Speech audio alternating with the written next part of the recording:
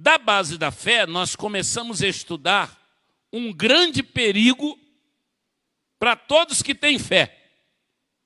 E que, por vezes, nós ignoramos e não deveríamos ignorar num país onde estatísticas mostram que nós temos mais de 30 milhões de excluídos de igrejas. E nós deveríamos pensar mais sério sobre o naufrágio da fé. O que é isso? É possível ou não é possível uma pessoa que tem fé naufragar? E 1 Timóteo, capítulo 1, verso 19. Põe na tela aí para a gente. 1 Timóteo, capítulo 1, verso 19. Leia comigo. Conservando a fé e a boa consciência, a qual alguns, rejeitando, fizeram naufrágio na fé. Os náufragos da fé. Eu gostaria de fazer uma pergunta aqui. Tem algum crente aqui dentro desta congregação que não conheça nenhum excluído e nunca tenha visto alguém se afastar do Evangelho? Tem alguém? Observe bem. Então nós temos um conhecimento em comum aqui, muito forte, 100%. É difícil uma coisa bater 100%. Mas aqui, esse tipo de assunto bate 100%. Todo crente conhece um desviado, um afastado, um excluído, um apóstata. São classes diferentes. Apóstata vem de apostasia. Apostasia é você negar aquilo que você creu um dia. Alguns apostataram da fé. E aí eles são chamados apóstatas. Pastor, essa palavra não era para estar na Bíblia, porque é uma palavra difícil. Eu tenho uma preocupação quando a gente começa a querer popularizar muito a linguagem bíblica, porque existem coisas que é exatamente para a gente ir atrás e buscar entender, porque quando a gente vai atrás, a gente mexe na raiz. Então, uma coisa boa, muito boa, são as novas versões bíblicas para melhor compreensão, só que a maioria das novas versões bíblicas foram preparadas para estudo, não é para desprezar as versões anteriores. Elas foram preparadas para estudo. Aí muitas pessoas às vezes, não, mas eu quero uma Bíblia com uma linguagem diferente dessa. Então, apostasia, apostatar, é você renunciar daquilo que você crê. Tá? E aí a irmã afastou-se da igreja, lá no início do ministério pastoral, eu fui conversar com aquela irmã e eu comecei conversando e falei, irmã, mas a senhora tem certeza do que a senhora está fazendo? Eu tenho. Eu não vou voltar na igreja, não. Eu falei, mas a senhora não vai ser crente mais, não? Ela disse, eu não vou ser crente mais, não. Eu falei, irmã, e como é que vai ficar a sua alma no dia do juízo? Ela falou assim, eu estou querendo saber se eu tenho alma. Eu falei, pronto, complicou tudo. Essa aí eu nem sei se pode dizer que apostatou, desequilibrou, sei lá. Deve ter uma palavra aí para classificar isso. Mas os náufragos da fé. Paulo disse que alguns naufragaram na fé. Quando uma pessoa naufraga na fé, eu já falei no culto anterior sobre os cuidados e as prevenções para você não naufragar na fé. Depois eu faço uma síntese desse negócio. Mas eu quero falar agora específico o seguinte, sobre náufragos na fé. Eles estão no contexto da igreja primitiva e muitas das vezes são ignorados. Sabe por quê? A ideia que a gente tem do náufrago é assim, quem é o náufrago na fé? É um sujeito complicado, que era membro da igreja, é uma mulher complicada, que era membro da igreja, é um jovem relapso, que era membro da igreja, e só deu problema na igreja e pronto, acabou, virou náufrago. Não é assim. Não é assim. Isso é um assunto muito sério. Muito sério.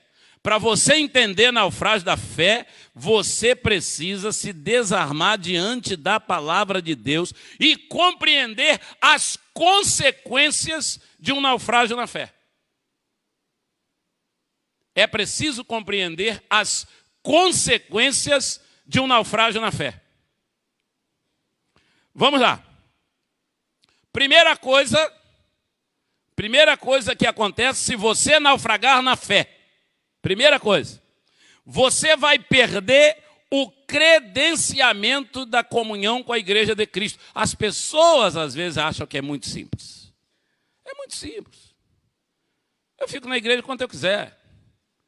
E se eu não quiser mais ser evangélico, eu não sou mais. O importante é que eu tenho Deus dentro de mim. Isso é mentira, filho. Não acredita nisso.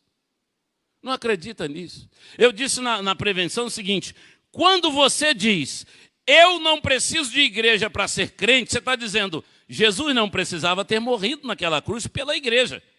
Que a gente ia dar um outro jeito, eu tenho outro jeito. Isso se constitui heresia. E uma das características da apostasia é a heresia.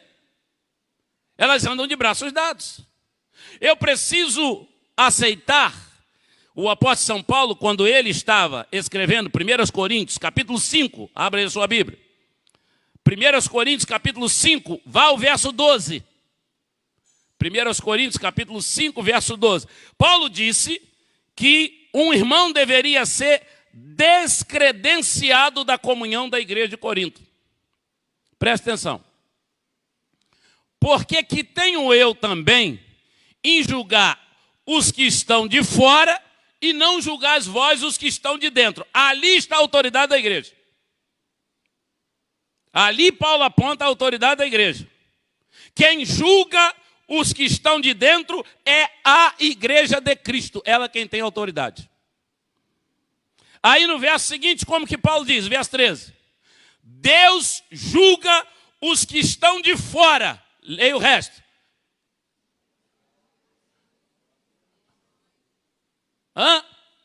Tirai. Meu Deus. Exclusão. Isso é um absurdo. Olha a filosofia maligna, diabólica para acabar com a autoridade da igreja. Quem é que está falando ali? Essas palavras aí são de quem? Aí você fica vendo uma meia dúzia de tontos que se dizem pastores, evangelistas, na internet, pregando para você e dizendo para você que exclusão é antibíblico. Antibíblico é o pensamento dele que é maligno. Isso aqui é igreja. Igreja. Do momento que você aceitou Jesus, você está no corpo de Cristo. E corpo de Cristo tem disciplina para os que são do Senhor. Para os que são do Senhor. Mas, irmãos, já observaram que nós estamos vivendo numa geração que conspira com muita facilidade contra o que é decente? Uma geração que conspira contra o que é verdade? Tudo que é torto, tudo que é errado é exaltado no seio dessa geração. É a geração de onde menos salvos irão sair. É essa que nós estamos vivendo.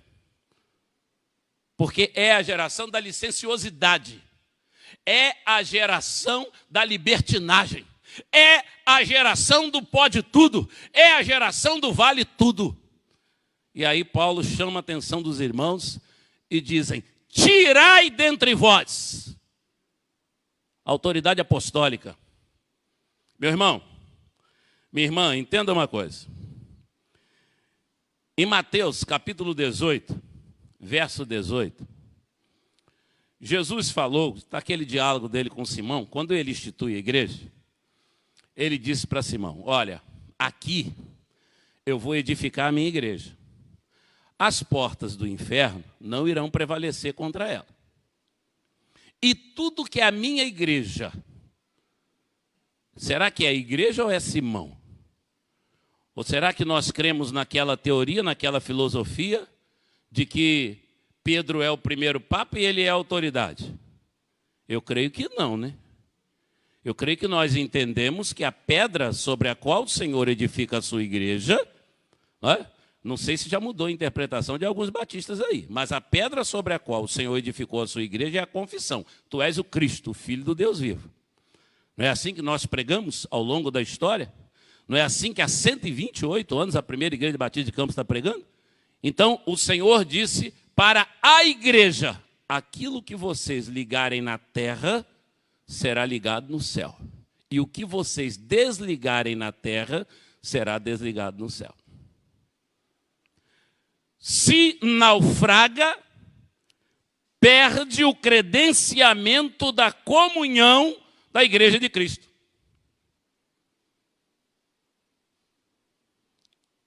Aí você começa a ter um problema. Isso é um absurdo, ter que ser casado para tomar comunhão, para tomar a ceia, para comungar na ceia. Vamos para outra igreja, porque lá todo mundo toma ceia. Meu Deus do céu, isso não é, preste atenção, isso não é sectarismo, isso não é separação, isso é doutrina apostólica. E não adianta. Eu gosto quando eu vou no médico e ele diz que eu não preciso tomar remédio. Eu gosto quando eu vou ao médico que ele diz: olha, seria injeção, mas nós vamos entrar com outro medicamento. Mas há um momento na minha vida que quando eu vou ao médico e ele diz: a injeção resolve, eu já boto o braço e digo: só se for agora, porque eu estou querendo ficar livre disso. Entendeu? E aí hoje nós estamos sendo massacrados por essa leva de ministérios que estão sendo levantados, prometendo mundos e fundos, mas que não têm comprometimento com a doutrina bíblica sólida e fundamentada na palavra. Excluído, perde o credenciamento de comunhão da igreja de Cristo, ou a gente rasga a Bíblia. Não saia da presença do Senhor.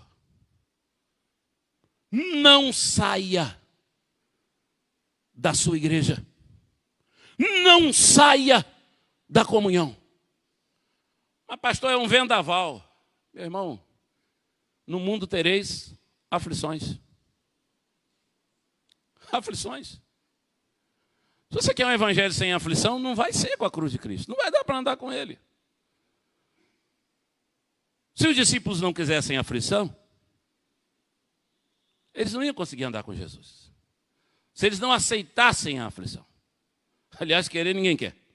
Mas aceitar, ele disse: não percam o ânimo. Segunda coisa.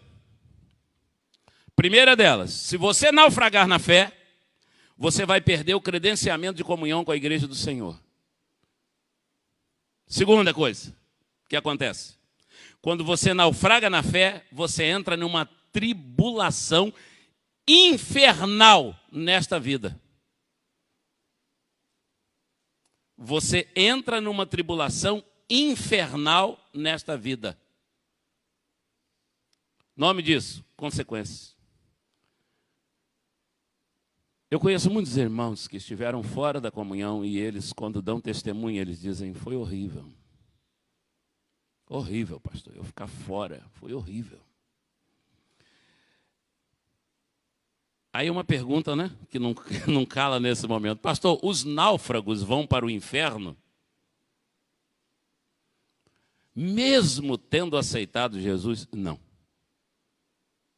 Não. Eu não acredito que uma pessoa que aceitou Jesus vá para o inferno. Mas preste atenção, o náufrago não vai para o inferno, mas o inferno vai para a casa do náufrago. O inferno vai para a casa do náufrago. Você quer entender isso melhor? Bíblia. Bíblia. Vamos olhar esses náufragos. 1 Timóteo 1:20. 1 Timóteo 1:20. Himeneu e Alexandre. Há 3 elementos na igreja de Éfeso: Himeneu, Alexandre, que eles são terríveis. E Fileto. Naufragaram os três na fé. Agora vamos entender isso. 1 Timóteo 1,20. O que Paulo disse? Entre esses foram... Leia aí, irmão. Entre esses foram... Os quais...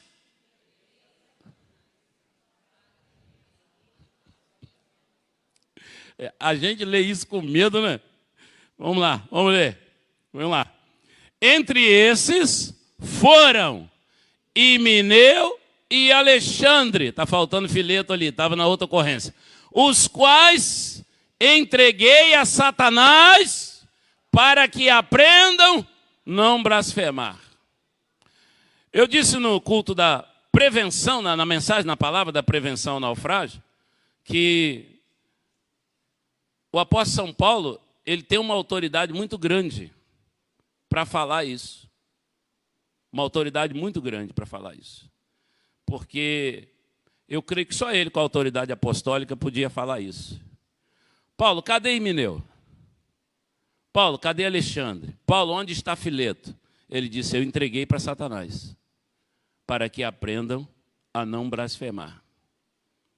Meu irmão, 2019, se um pastor dissesse, se Paulo está aqui, ele ia ser esmagado, esfolado, triturado. Como é que um homem que faz uma dissertação daquela em 1 Coríntios 13 a respeito do amor, isso é um absurdo, esse homem não é apóstolo coisa nenhuma. Foi exatamente isso que fizeram com ele em Corinto. Fizeram isso com ele. Disseram que ele não era apóstolo coisa nenhuma. Disseram que ele não tinha amor pela obra. Mas Paulo voltou atrás. Ele abandonou o evangelho. Ele envergonhou o evangelho. Ele envergonhou a cruz de Cristo. Ele teve mais zelo pela sua vida que pelo evangelho. Quando ele mandou chamar os anciãos da igreja de Éfeso, ele está em Mileto, Atos dos Apóstolos, capítulo 20, o verso 17 diz, e de Mileto mandou a Éfeso chamar os anciãos da igreja. E quando eles chegam, Paulo começa a dissertar para eles como foi a sua vida. Logo que chegaram, disse-lhes, vós bem sabeis, desde o primeiro dia em que eu entrei na Ásia, como em todo esse tempo me portei no meio de vós. E ele vai falando das angústias, das tristezas, das dificuldades. Quando chega no verso 24, o que é que ele diz? Atos 20, 24, diz o quê? Mas em nada... questão nenhuma, em nada eu tenho a minha vida por preciosa, contanto que eu cumpra com alegria a minha carreira, o ministério que eu recebi do Senhor Jesus, para dar testemunho do Evangelho da graça de Deus. Ele amou o Evangelho até a morte, ele deu a sua vida, ele tem autoridade, a autoridade dele é do Espírito Santo. É um homem que está disposto a morrer pelo Evangelho, ele não está brincando de Evangelho. E ele disse, eu entreguei esses homens a Satanás para que não blasfemem. Aí você diz assim, pastor, mas o senhor disse que não crê que uma pessoa que aceitou Jesus, que esse náufrago vai para o inferno. Meus irmãos, eu dou glória a Deus, porque eu tive uma crise muito grande com esse texto por muito tempo. Eu falei, Paulo mandou essa gente para o inferno? Mas esse povo não era o povo da igreja, ele não trabalhou para ganhar essas almas, como é que ele mandou essa gente para o inferno? Até que no tempo, o Senhor Deus vai instruindo, vai fazendo a gente entender. Ele não mandou para o inferno. Eles não estão sendo mandados para o inferno. Esses náufragos, eles agora estão tendo o inferno dentro de casa. E quando você volta um pouco na história, você começa a ver isso. Você começa a ver. Vai lá para a vida de Davi e vê se teve ou não teve o inferno dentro da casa dele. Vai lá e vê se teve ou não teve. O Caio Fábio diz, mas essa teologia é kármica, essa teologia é bíblica, não é kármica não. Ela é bíblica. É palavra. Você quer angústia maior? Depois que aquele homem destruiu a vida de Urias, depois que ele destruiu a família de Urias, que a angústia maior, ele viu uma criança morrer dentro de casa, daí a pouco ele vê uma filha ser estuprada por um filho de um segundo casamento. Que arraso maior um homem desse pode ter? Que buraco maior um homem desse pode cair? Ele vai para o inferno? Não, o inferno é que vai para a casa dele. Não seja náufrago, irmão. Aí preste atenção. Depois Paulo volta a tratar de Alexandre. Aí ele explica melhor. Aqui, nesse texto, ele diz que Himeneu e Alexandre, ele entregou a Satanás. Depois ele volta a explicar. Vamos lá. 1 Coríntios, capítulo 5, verso 4. Aqui que eu disse para os irmãos que entendo que há uma explicação de que esse náufrago não perde a salvação. Ele não vai para o inferno. É o inferno que veio para ele. Então vamos lá. 1 Coríntios, capítulo 5, verso 4. Isso é mensagem que você tem que entender até o final, senão você vai sair falando heresia na rua. Leia comigo. Em nome de nosso Senhor Jesus Cristo, juntos, vós, igreja de Corinto, e o meu espírito, com o poder de nosso Senhor Jesus Cristo. Bota o verso seguinte. Que este tal, entregue a Satanás para a destruição da carne, para que o espírito seja salvo.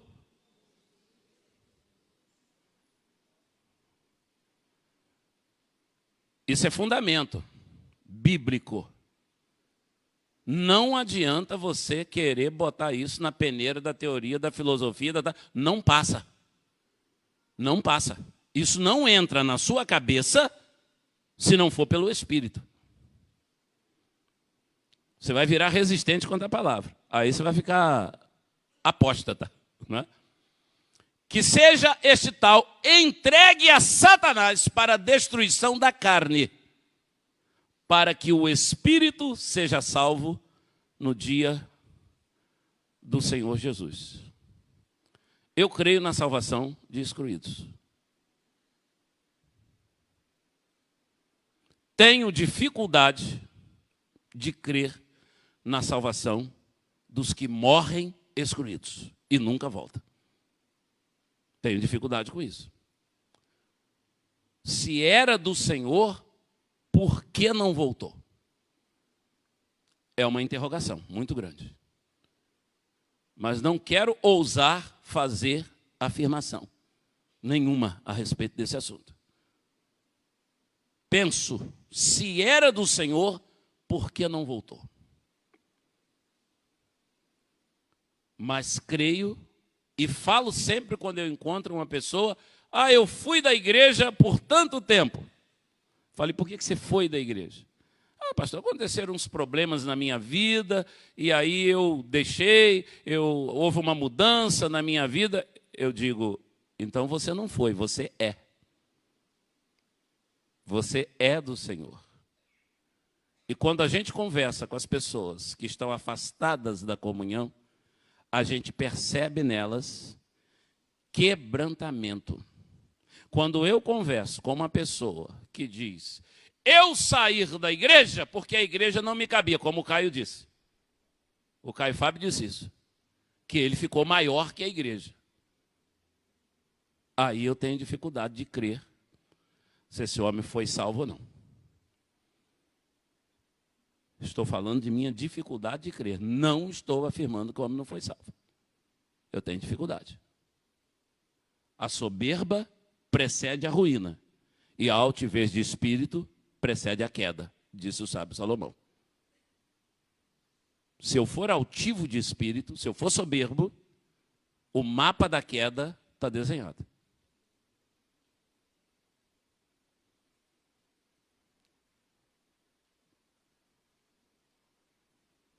fora do Santo dos Santos, não existe paz para mim e para você.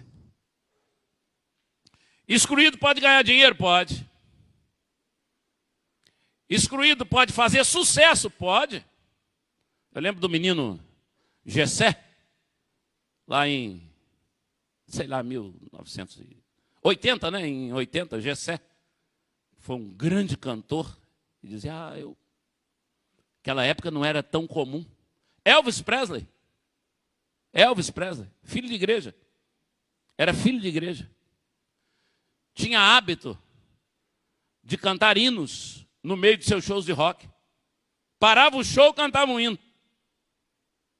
Não sei se era um desencargo de consciência, alguma coisa. Estou ali, estou semeando. Tem um povo que quer ajudar Deus, né? Eles acham que Deus não é suficiente, que esse negócio que Jesus mandou fazer discípulo, isso aí não é o suficiente. Aí o camarada fica assim, não, pastor, eu estou lá no birimbau, no carnaval, porque lá no birimbau eu posso evangelizar aqueles caras que estão doidões, aquelas mulatas do carnaval. Para de conversa fiada, você está no carnaval porque você gosta do carnaval, rapaz. Ué? Não, pastor, eu fui no show de Jorge Mateus, mas eu falo de Jesus. Uma vergonha, rapaz, você foi lá falar de Jesus, é mesmo? Você não ficou com vergonha, não? De uma hora alguém botar o dedo assim e perguntar, o que você está fazendo aqui? Você não é de Jesus? O que você está fazendo aqui? O que você está fazendo aqui? No carnaval, você não é de Jesus? Aqui é festa da carne. Seu pessoal deve estar fazendo retiro, sua igreja deve estar reunida.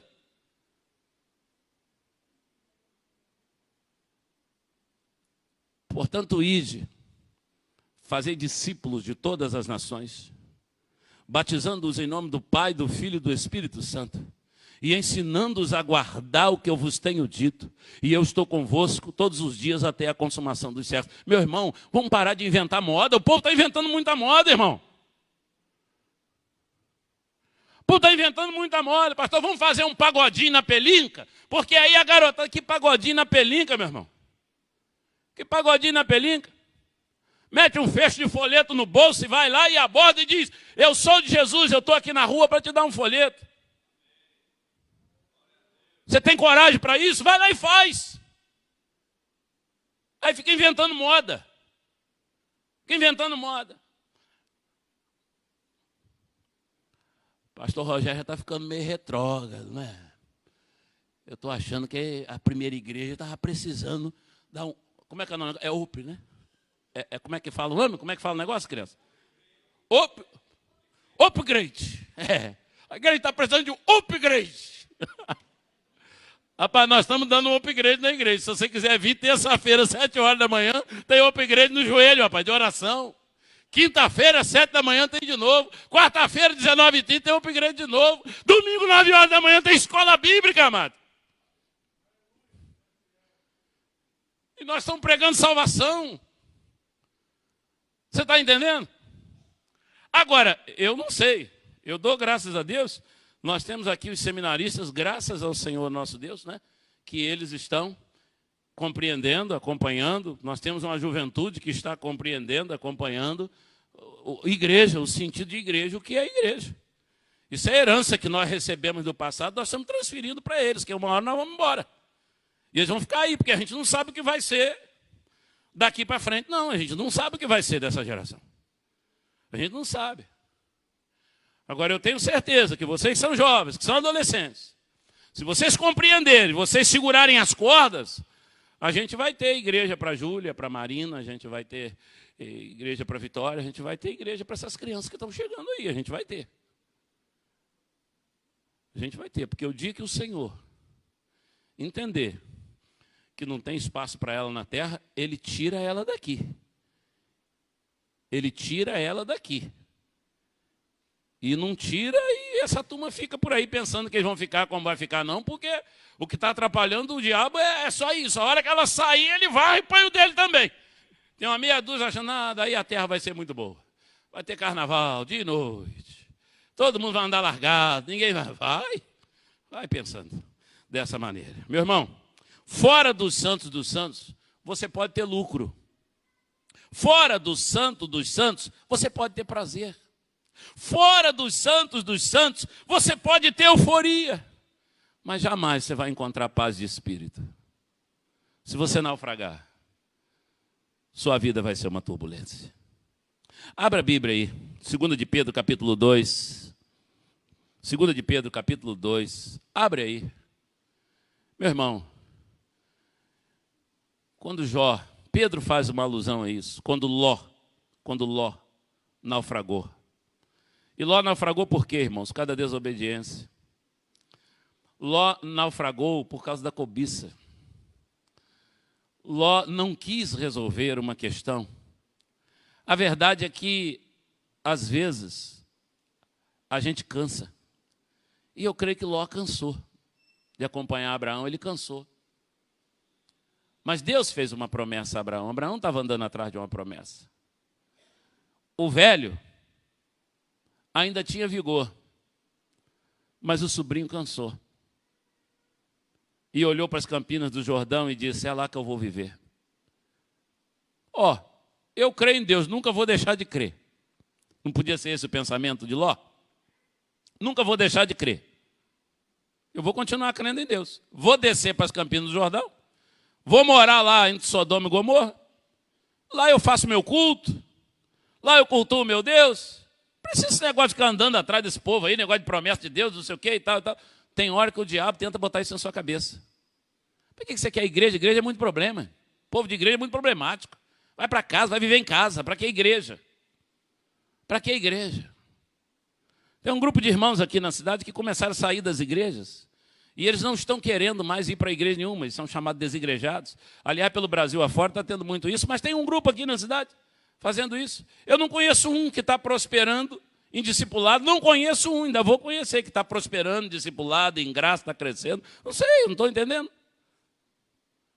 O apóstolo São Paulo vem aqui e funda a igreja. Timóteo funda a igreja. Barnabé funda a igreja. Aquilo e Priscila funda a igreja. Jesus estabelece a igreja. E agora nós descobrimos uma nova fórmula. Descobrimos que o plano de Jesus não deu certo. O plano de Paulo não deu certo. Não era isso. Agora nós vamos ter um novo plano. Ninguém vai para a igreja mais. Cada um vai ser crente dentro da sua casa. Como dizia o Nércio da Capitinga, é umas doidiças que aparecem, né? De tempo em tempo, no meio do povo de Deus. Aí, meu irmão, Ló, ele decidiu o seguinte: eu não vou andar mais com meu tio Abraão. Eu vou embora. Vai perder a fé? Provavelmente ele não pensou isso. Vou arranjar um outro Deus lá em Sodoma e Gomorra. Que coisa nenhuma. Ele só queria ir embora. Aí ele foi embora. Quando ele chegou lá, vamos lá, 1 de Pedro, capítulo 2, coloca para nós aí o verso 7. Coloca o verso 7. Vamos lá. 1 Pedro 2, 7. Assim, eu creio que eu estou em outro assunto, mas eu vou encontrar. Assim, para os que credes, é preciosa. Para os rebeldes, é pedra que os edificadores reprovaram. Foi a principal da esquina. Bota o verso 8. Isso. Então, vai para 2 Pedro. 2 Pedro. Vai lá. Mesmo verso 7. Isso aí. 7. Isso. Livrou o justo Ló, enfadado da vida dissoluta dos homens abomináveis. Verso 8. Leia comigo. Porque esse justo, habitando entre eles, afligia todos os dias a sua alma justa, vendo e ouvindo suas obras injustas. A vida dele naquele lugar virou um inferno. E foi para lá ganhar dinheiro. Foi para lá para aumentar a fazenda, aumentar o gado. Mas a Bíblia diz que ele não foi feliz naquele lugar. Depois você vai ler o restante da história e você vai compreender. Quando ele saiu de lá, irmãos, além dele não ser feliz lá, tudo que ele levou para lá, que ele pensou que tinha multiplicado, ele perdeu.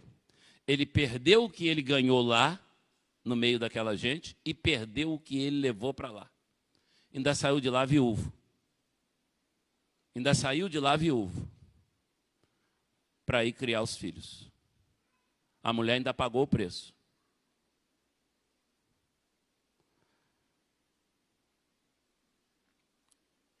Pastor, náufragos vão para o inferno? Eu não afirmo isso.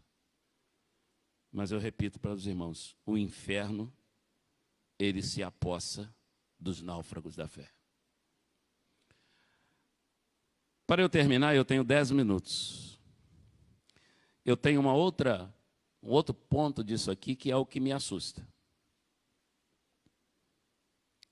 É o que me assusta. Por que ele me assusta? Que eu me reporto às palavras do apóstolo São Paulo. Se você está em pé, cuidado para que você não caia. O que me assusta são os náufragos que não serão reconduzidos.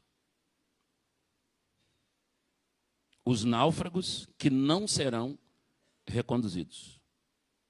Eles não vão voltar. Eles não vão voltar. E às vezes eu tenho sido chamado para pregar em alguns cultos, funerais, de pessoas que não voltaram. Pessoas que não voltaram.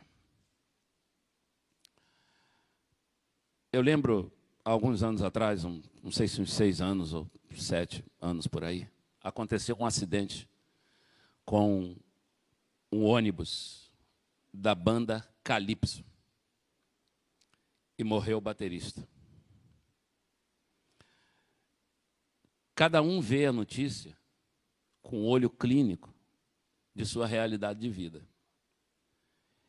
Eu acompanhei aquele negócio do acidente e tal, todo mundo acompanhou, todo mundo viu, tal. Levaram o baterista para o interior, não sei se de Pernambuco. E eu chorei quando as grandes emissoras fizeram cobertura do velório daquele rapaz. Uma igrejinha pequenininha. Um pastor parecia ser uma figura muito simples. E o pastor disse, ele foi o baterista aqui da igreja.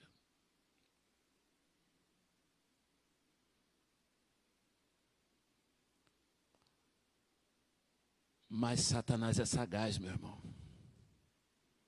De lá daquela igrejinha do interior, do Pernambuco, aquele moço nunca ia ser visto. Mas ele ganhou notoriedade, ganhou fama. Ganhou fama.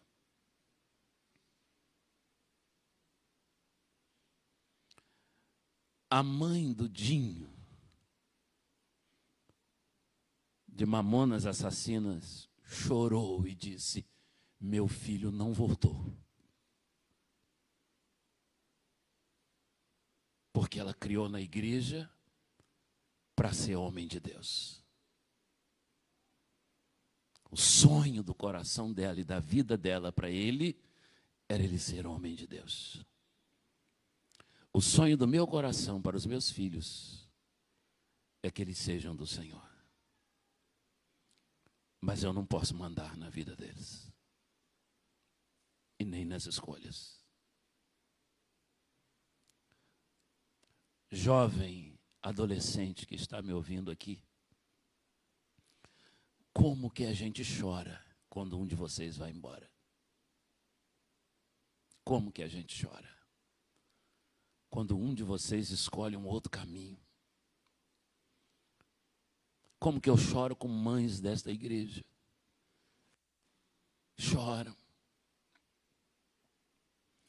A gente morre um pouco quando os filhos da gente escolhem outro caminho, que não é o caminho do Senhor. E um pedaço da gente morre para sempre, se eles perecerem no mundo. É uma dor para o resto da vida. Eu disse para os irmãos que o que me assusta é isso. São os náufragos que não serão mais reconduzidos. 1 João, capítulo 2. Abra aí a sua Bíblia e leia o verso 19 comigo. 1 de João, capítulo 2, verso 19. João é quem diz acerca dos náufragos que não serão reconduzidos. Vamos lá? Saíram de nós, mas não eram de nós. Porque se fossem de nós, ficariam conosco. Mas isto é para que se manifestasse que não são todos de nós. Que coisa triste, irmão. Que coisa triste, amado. Que coisa horrorosa. Como pode? Aquele irmão estava cantando na igreja, louvando, pregando, entregando dízimo.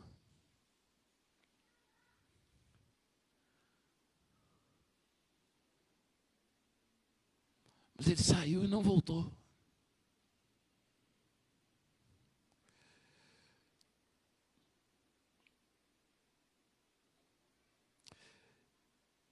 E, meu amado, se não fizer o caminho de volta, não será achado do Senhor no dia do juízo. Hebreus, capítulo 10. Abre aí e vá para o verso 26. Hebreus, capítulo 10. Abre aí e vá para o verso 26.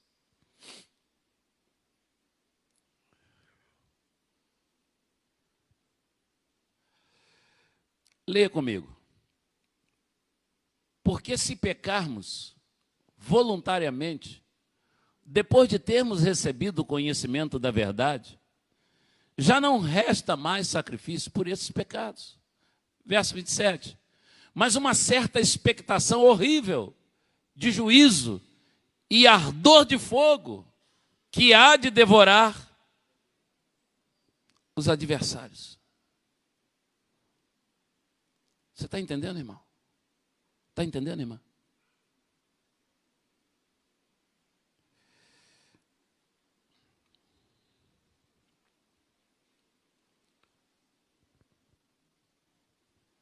E eu era criança e eu ouvia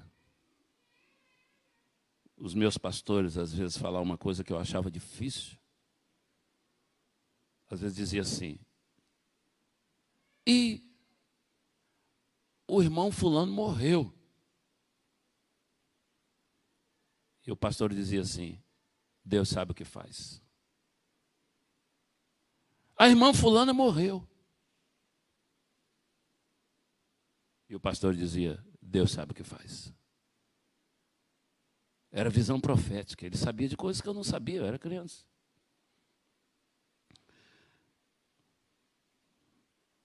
Mas aí, esse jovem profeta aqui, capítulo 57, o nome dele é Isaías. Isaías, capítulo 57. Abre aí. Abre aí. Isaías, capítulo 57. Lê ali. Isaías 57, verso 1. Verso 1. Olha lá.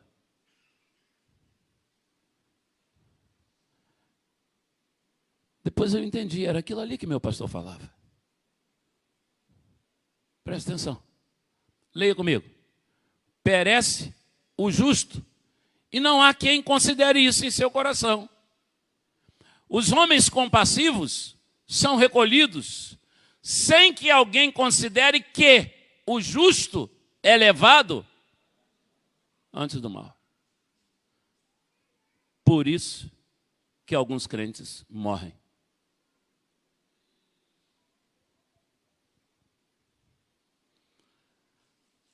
E o que o senhor diz sobre isso, pastor? Não sei explicar isso.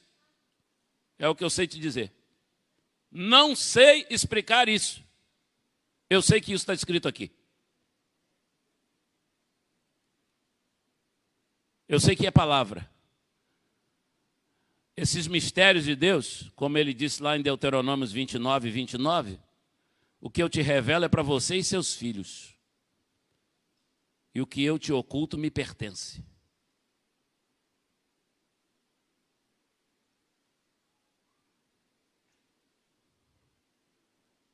A pior derrota na vida de um ser humano é o naufrágio da fé.